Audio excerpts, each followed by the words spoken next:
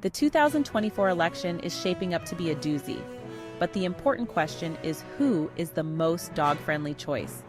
Since this video is for the dogs, we are not stopping at the top 2 major party candidates everyone else is focused on.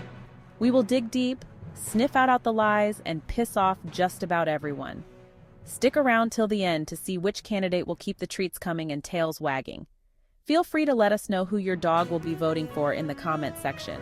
Let's start with the incumbent, Democrat Vice President Kamala Harris. It's hard to know what she will do because she's a vegan conversationalist who only speaks in the language of word salad. She would have finished at the top of her political science class entitled How to Be Vague and Elusive. The few plans and policies she has revealed seem to give the government control over individuals on everything from who gets $25,000 of taxpayer money they didn't earn to keeping gas prices high through overregulation, which is not very dog-friendly. None of these issues would make your dog's life better. We will be getting to the Libertarians, Green Party, and Constitution Party shortly, but let's take a quick look at how Donald Trump's agenda will affect our dogs. His policies focus on expanding industry within America, starting with making America energy independent. Unlike Harris, Trump's plan will have the United States drilling for our own oil. This will make car rides affordable again.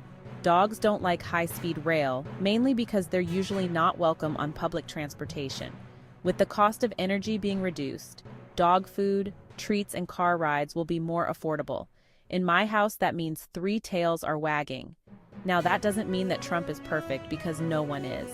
We have been bombarded with a plethora of campaign slogans, speeches, and promises of the end of democracy if the other party wins from both the Democrats and the Republicans. Since one of the main candidates is a complete train wreck and some voters don't like Donald Trump, let's talk about other options. Who knows, one of them might actually surprise you. Or at least be less terrible than the baby-killing, gender-mutilating, unelected taxaholic. The media is hyper-focused on Trump and Harris. You're probably not going to hear about these next few candidates on the mainstream news. They won't be invited to the big debates. But they're out there, fighting the good fight and offering some genuinely different ideas. So, without further ado, let's meet the Mavericks, the underdogs, the long shots who just might shake things up, the third-party candidates. First up, we've got Chase Oliver representing the Libertarian Party. Now, if you're thinking, Libertarians, isn't that the party that wants to replace the government altogether and let everyone fend for themselves? That's fake news. Most libertarians are minarchist, meaning they believe there should be a government, but it should be limited. Oliver's big concerns are individual liberty and the out-of-control national debt. This translates to less government interference in pretty much every aspect of your life, from travel to random licensing requirements for things like hair braiding. The libertarian playbook usually involves reducing regulations and letting the free market work. National debt and obsessive-compulsive government spending creates a need for increased taxes. Since libertarians believe that taxation is theft, national debt and government spending are important issues to the Libertarian Party. Oliver has stated that he expects to receive 2% of the national vote. Obviously, Chase Oliver will not be moving to 1600 Pennsylvania Ave this January, but promoting and growing the party is the goal at this point. There is a link to the Libertarian website in the description below.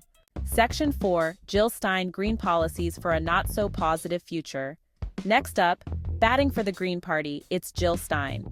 She's back for another swing at the presidency, and this time she's got a whole pack of eco-friendly policies in tow. If you're the kind of person who brings your reusable shopping bags to the farmer's market and lectures your friends about their carbon footprint, Stein might just be your gal. Now, when it comes to travel, Stein's all about that sustainable life, whatever that means. The Green Party and the Democrats promote high-cost solutions to a problem that they can't measure. Jill Stein supports a high-speed rail which is not conducive for doggy road trips, will take decades to complete, and there's little to no evidence that it will improve anything. Electric vehicles would be worse than inefficient in areas where storms knock out power for long periods of time. Not to mention, many areas have issues with the grid and can't support our current electrical needs. The Green Party's proposals would make it impossible to take Fido on a road trip. Will it make a difference in fixing the environment? Probably not. But if you live in an area where you need to evacuate due to storms, her policies could literally force dogs to be left behind. Section 5. Randall Terry. A constitutional approach to canine companionship. Randall Terry, carrying the banner for the Constitution Party. Before we learn more about the Constitution Party, I have a confession. I used AI to assist with this project. However, some of what AI came up with was similar to a Kamala Harris conversation. I added substantial information and changed some of the verbiage. However, I was shocked at what AI thought of the U.S. Constitution. I will be back after we listen to AI's opinion of the U.S. Constitution. The Constitution Party elected Randall Terry as their presidential candidate. His platform is built on a strict interpretation of the US Constitution, which, let's be honest, is about as exciting as watching paint dry. But hey, at least he's got his principles, right? As for his stance on travel, well, he's big on states' rights, so expect a patchwork of different regulations depending on where you're going. Think of it as a choose-your-own-adventure for traffic laws. So the male AI voice thinks the US Constitution is boring? But even worse, presents that opinion as a fact. How often has AI presented an opinion as a fact? It's our job as consumers of media to do our own fact-checking, even on this video. But let's get back to Randall Terry, because he's an interesting character. He is also known for his staunch pro-life stance and is shaking things up this election season. As a pro-life activist, he is known for founding Operation Rescue. His campaign is laser-focused on right-to-life causes and the health and safety of children. But here's the twist. Terry isn't looking to compete with Donald Trump. Instead, he aims to offer pro-life Democrats an alternative to Kamala Harris. His reach is limited because he's currently on the ballot in only 12 states: Alabama, Arkansas, Georgia, Idaho, Louisiana, Mississippi, Missouri, Montana, North Dakota, Oklahoma, South Carolina, and Wyoming. Terry's campaign has sparked a lot of conversations and even some controversy. For instance, a graphic pro-life ad he aired recently on TMJ4 drew mixed reactions. Some viewers found it disturbing, while others thought it was effective. A link to the graphic pro-life videos is in the description. The video was graphic, but accurate. Abortions are not as fun and easy as the pro-choice folks want you to believe. Since it's the top issue for the Democrats, we need to completely understand what an abortion is. Terry's video shows this very effectively. As for the odds the Constitution Party will win the presidency this go-round, there's 0% chance, since they are only on the ballot in 12 states. But getting to the White House is not Terry's goal for 2024. If you are planning to vote for Donald Trump, Terry wants you to vote for Trump. But if you are a Democrat, independent, or even Republican who doesn't like either Harris or Trump enough to vote for them, a third-party candidate is not a wasted vote.